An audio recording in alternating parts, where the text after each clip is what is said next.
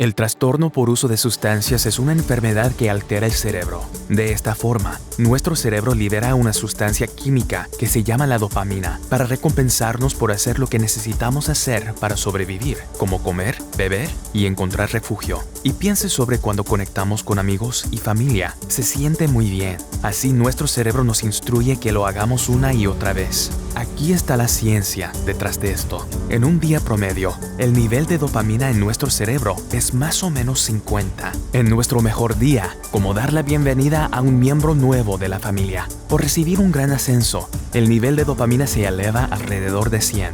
En nuestro peor día, como ser despedido o perder a un ser amado, nuestro nivel de dopamina baja alrededor de 40. La mayoría de nosotros vivimos en esta gama de 40 a 100 todos los días. Consumir alcohol o drogas puede elevar el nivel de dopamina hasta 1100.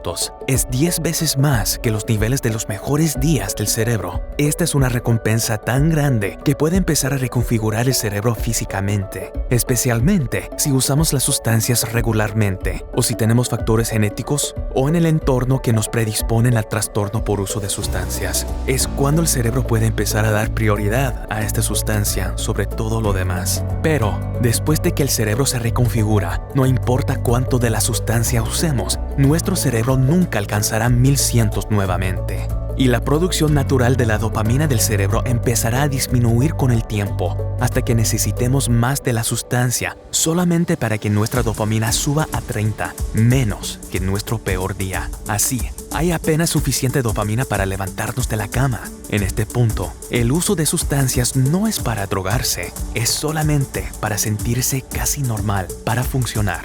La química cerebral y factores de riesgo son diferentes para todo el mundo, pero una vez que el cerebro cree que necesita una sustancia para sobrevivir, puede ansiarla tanto que toma control de nuestra vida. El cerebro de alguien que vive con trastorno por uso de sustancias experimenta ansias intensas y extremas. A través de investigaciones, utilizando una resonancia magnética para observar la actividad de ansias en el cerebro, comprendemos cuán intensa puede ser la necesidad de drogas y alcohol. Cuando se midió la actividad de ansiar en individuos que estaban severamente deshidratados, su deseo de agua era abrumador. Visualice el tamaño de esta ansia como una pelota de béisbol.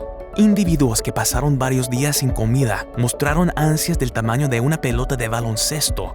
Las ansias de drogas y alcohol en los cerebros de personas con un trastorno por uso de sustancias se midieron hasta un tamaño relativo de un campo de béisbol. Y para algunos, la intensidad de estas ansias no disminuyó hasta después de 2 años sin consumir. Imagínese que está en recuperación. Su cerebro está gritando 24 horas al día, los 7 días de la semana por una sustancia que quiere evitar, hasta por 2 años. Y mientras su nivel de dopamina es más bajo que el nivel de la mayoría de las personas en sus peores días. Esta es la ciencia de que por qué la recuperación puede ser un proceso seguido y difícil.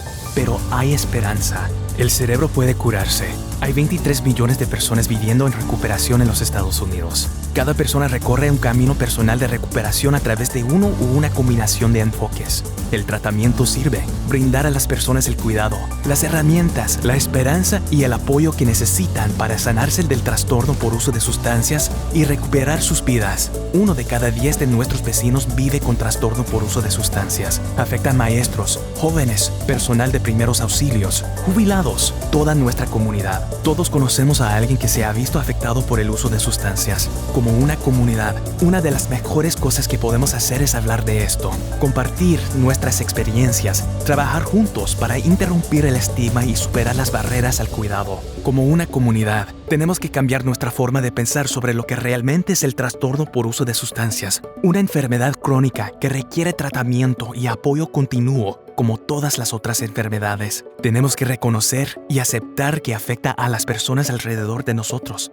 nuestros vecinos, familias y amigos. Tenemos que hablar de esto y necesitamos saber cómo ayudar. Si usted o alguien que conoce necesita ayuda con un trastorno por uso de sustancias, pida apoyo. Para más herramientas, historias de recuperación y métodos para ayudar a personas con trastorno por uso de sustancias, consulte Changing Minds.